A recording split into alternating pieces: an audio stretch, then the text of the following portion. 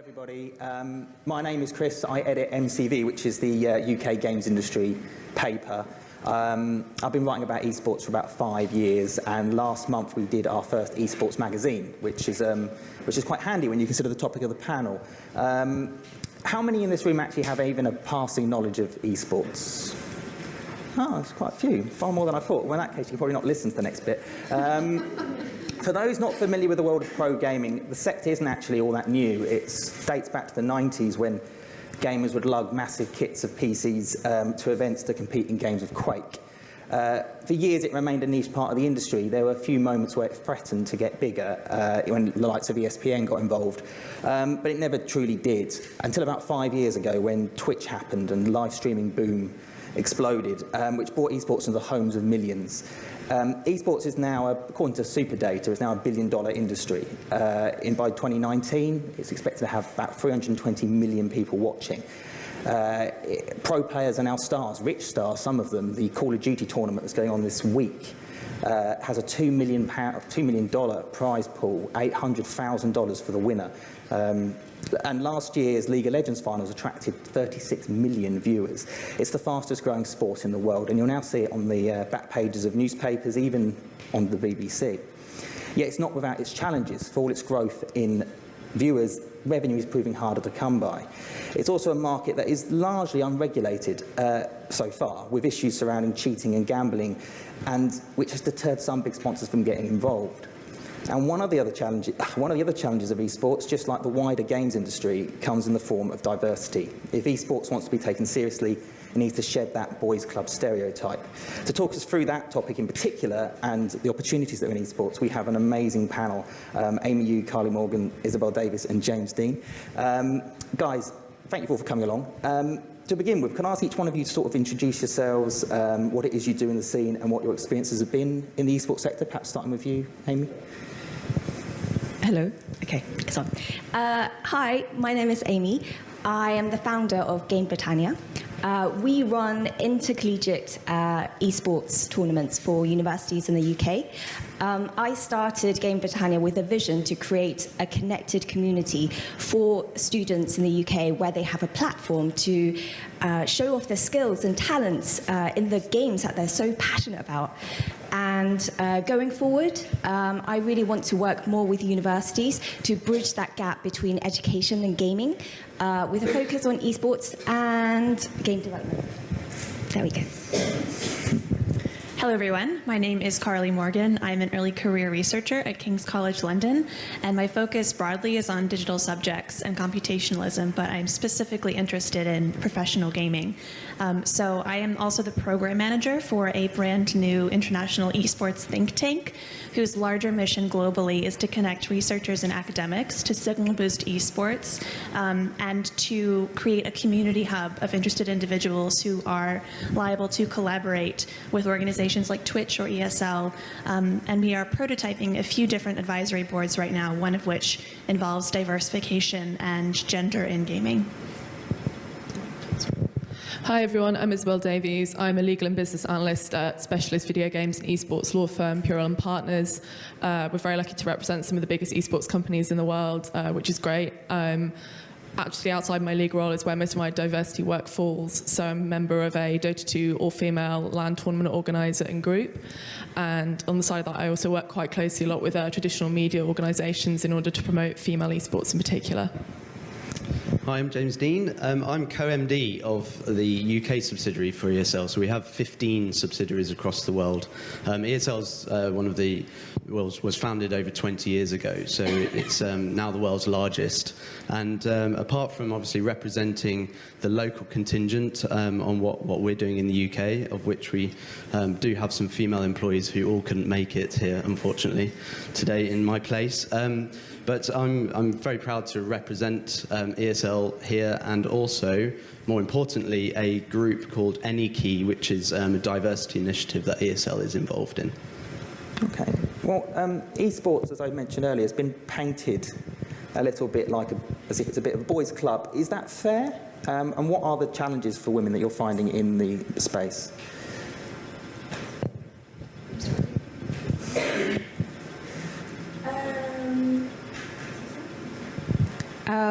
So I would say at the moment it is very heavily dominated by males, but I think if we can present more female role models and encourage diversity and promote education through the community, then we can really promote more female models into the esports industry.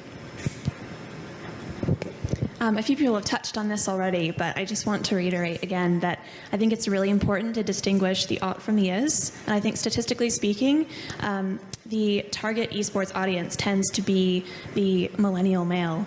And I think that there's a stereotype that needs to be interrogated, deflated, and deconstructed, because if you look at the games community more largely, women actually are producers, consumers, and players of about 50% of the games out there. So the fact that there's this discrepancy in the esports industry specifically, I think, speaks to particular problems or issues that arise within the industry itself.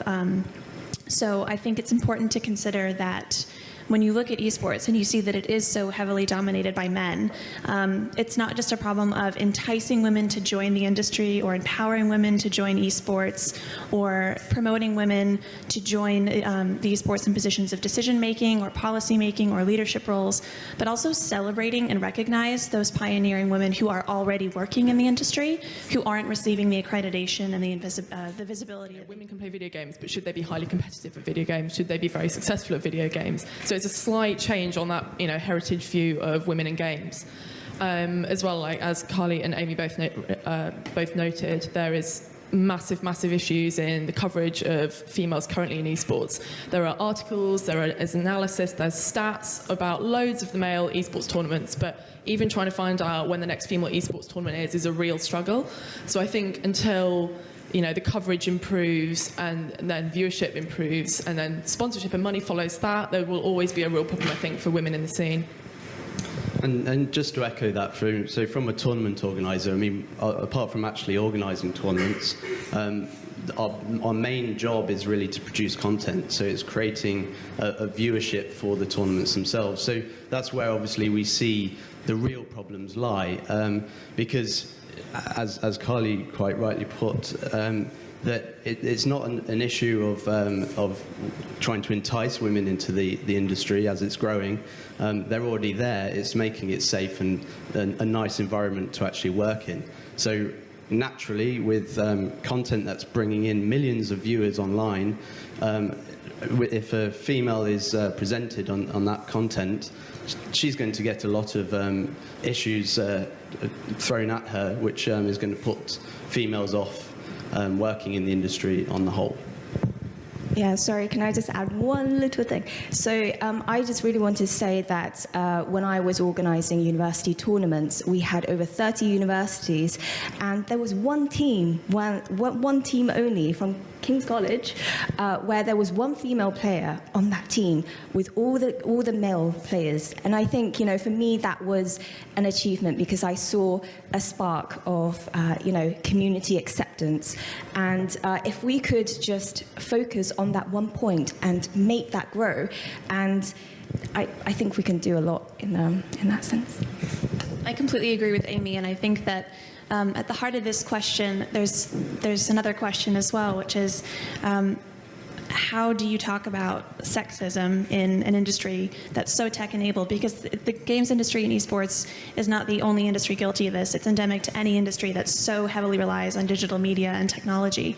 And the problem obviously doesn't start within the esports industry, but that doesn't mean we can't propose solutions that don't generate outcomes within the esports industry. So I think it's important to remember that with respect to women in esports, it's not as if women are being edged out or women are being excluded or marginalized because there are malicious individuals keeping them on the brink of entry into esports. Sexism is, I think, as someone else pointed out this morning, structural and infrastructural and systemic. And so the problems are much larger than can be pinpointed with kind of an individual basis. I know that you have been quite proactive in the space to try and effectively sort out some of these issues. And I don't know if, James, you want to start with your AnyKey initiative, but I know ESL have been very active in this. Yeah, so ESL partnered with Intel mainly around an initiative called AnyKey. It's not the only initiative, of course. It's great that women in games are now looking at esports, and it's great with some of the amazing work you three are doing here, to say the least. And actually, I've got a bit of a treat for you guys, because AnyKey's actually started to create a series of videos called the All Stars. And unfortunately, we can't stream it, so Sam needs to turn the stream off because it's unreleased right now. But I'd love to share that with you, if that's all right. So, James, talk us through that a little bit then. So what is AnyKey trying to do, and what else are you doing? It's leading on to what the ladies here were talking about earlier, and it's identifying some of the key issues first, because there's a lot of stereotypical perceptions on the problems within diversity within esports, especially. Again, thinking about the difference between esports and gaming is generally because it's competitive and it's creating a lot of content online. So apart from writing a code of conduct and doing a lot of research and a few white papers now, working with Intel around the Intel Extreme Masters, which is some of the largest events, esports events around the world. Intel has put on an all-ladies Counter-Strike tournament, and generally speaking, Counter-Strike is actually at one of the lowest subscribed games for females.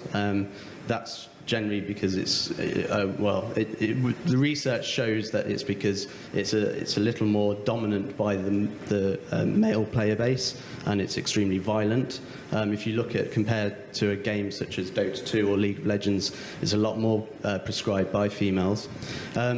So interestingly, doing a tournament around Counter-Strike really does go ahead and just disprove all of those ideas and perceptions that females shouldn't be in this space. Obviously, in an ideal world, this would be a mixed team. It wouldn't be an all-female team, but we need to try and start creating those role models, and people who watch this videos and the All-Star series, hopefully that puts the point across. And males and females will look at that, get some inspiration, and start respecting the actual skill within the game itself. Yeah, I completely agree with what you're saying, because I think female players need to have that nurtured environment in order for them to really recognize their talent and have the confidence to be competing with the boys. And yeah. Yeah, I think as well, though, it also comes down fundamentally to, excuse me, the subject that people tend to avoid, which is money and resources. And there are plenty of role models in esports, but it's just a matter of giving them the limelight that they deserve and using the money. This is why ESL's strategic partnership with AnyKey, I think, is so instrumentally important, because it's giving them a platform and giving them the resources and the positioning that they deserve and that they need to then foster those opportunities for other women who want to break into the esports industry. Yeah, absolutely. I think this kind of content is exactly the sort of thing we need going forward. And I think even though the whole subject of female teams is quite divisive, I think the general consensus among the industry is that it is really needed at this stage, and hopefully it's something that over the next 5 to 10 years we won't see anymore, but at this stage is absolutely vital in terms of getting women on the stage, getting women in front of the camera and performing and showing what they've got. Carleigh, I mean, you mentioned a moment ago that there's areas of discrimination, identifying those. Have you identified any sort of points, areas of resistance that when you're trying to improve the diversity of esports? I think there's a lot of variety in the types of discrimination that you can identify that's endemic to the esports industry. I think speaking in broad terms, generally there still seems to be this pervasive misapprehension about who games are designed for, who that target audience is, particularly in esports, and who is equipped or, let's say, biologically conditioned to be competing at the professional level.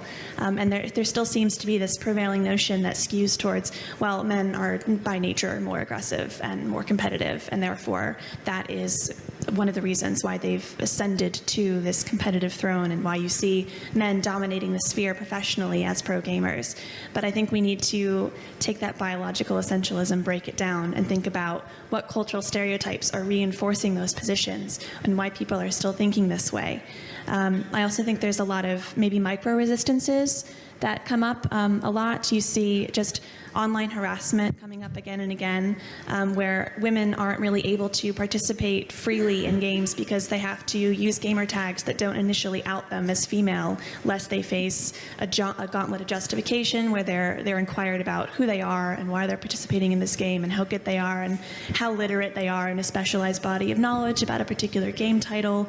And likewise, you see people disabling voice chat or not using Discord because if people find out they're female, then they have to go through a whole series of hoops before they can just enjoy the game and play it. So I think there's a lot of issues that scale both very broad and also very narrow, and a lot of different ways to address those. And may I just add, apart from the actual player base as well, it's of course about the audience and where they go, and we look at the physical events and what's actually on offer for women attending these events. The AnyKey research was finding that a lot of females were going just because of their partner, their male partner was saying, oh, I want to go to this event this weekend, come along with me, and she's like, all right, okay. But there is also, you would say, quite hardcore fan base, just as hardcore as males, just in a smaller number. And when we look at what's on offer at those events for females, for example, we looked at our own events, and our merchandise store had very little in the way of female t-shirts, which is crazy if you think about it. I know there's a smaller audience there, but there should be at least a couple of t-shirts available, or the whole range in theory. So there's always that aspect of the actual audience as well, I'd say. Yeah, absolutely. I have to say, yeah, ESL have done a really good job, I think, particularly over the last few years, of diversifying the kind of things that they have at their events and their lands. And it's not just about the game itself and, all the drinking of the beer and all that, but they have, things like cosplay competitions, like really great artwork, sort of areas where artists can show off their work, which has always proved really popular. And I think they've really made their gaming events into almost like festivals for celebrating the game, and there's way more than just the game itself and things that would appear just to maybe the more male-skewed audience.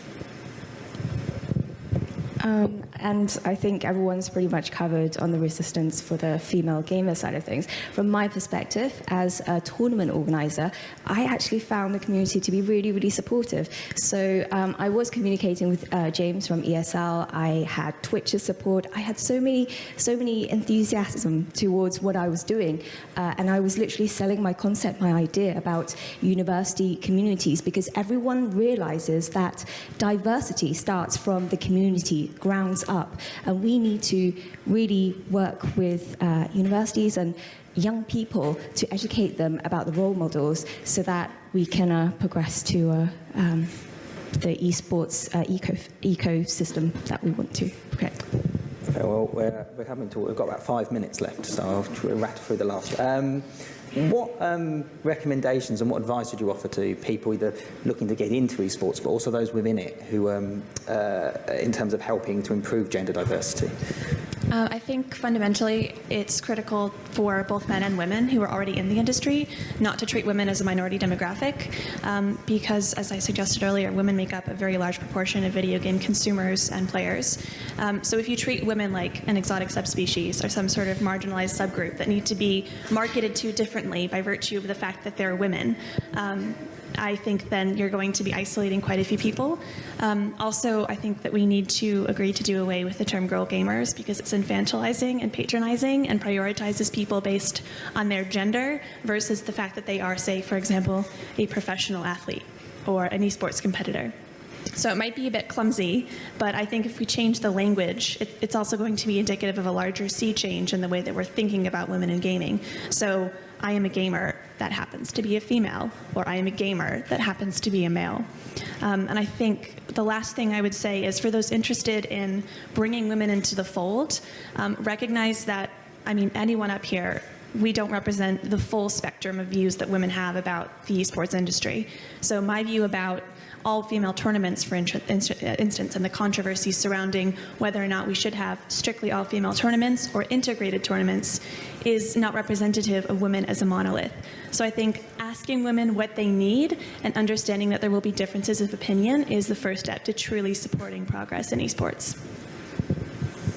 I'd just quickly like to add, I think, lending on what Amy was saying earlier, really, as a female looking to go into the industry or working in the industry but trying to do some more work, I think reaching out to the support groups that are popping up all over the place. I mean, even on Reddit, I think there's some good support groups there, and approaching AnyKey, talking to women in games, etc. So there's also one thing AnyKey are looking at is trying to work on that kind of education, if you like, in how to deal with these issues. And because there's a huge volunteer base out there for female streamers, etc., who will moderate chat. There's technology being produced to help do that as well. So it really is about looking out and finding those support groups to join or contribute to. Yeah, to say, absolutely reach out to networks of people. I think I've approached loads of people just through like Twitter and Reddit, of people that have read interesting stuff about. It's one of the reasons how I found Carleigh originally, through Twitter. So just find people out there and don't be afraid to talk to them, because people in the esports industry really want to see other women in there and are keen to hear from interesting people. From a personal standpoint, I would love to see more, traditional media publishers and game-specific publishers doing more female esports-driven content, which is my kind of long-term goal for the scene. Yeah. Yeah, I absolutely agree with what everyone said. That's what I did when I first initially started my business last year in August. I didn't know anything about esports. I just thought, I want to change this. I want to create more content for the gamers, for the community. And I just started reaching out everywhere. And the level of support and help that I received was just absolutely amazing. And if anything, I will definitely keep working in this industry and do my best. Hey. Thank you, guys. I'm afraid we're out of time for questions, but if you do have any, I'm sure Amy, Carleigh, Isabel, and or James will be around in the lunch break. Feel free to catch up. But we also, I think their contact details are all on the Women in Games, European Women in Games Conference website. Thank you all for listening. Enjoy the rest of your conference. Thank you.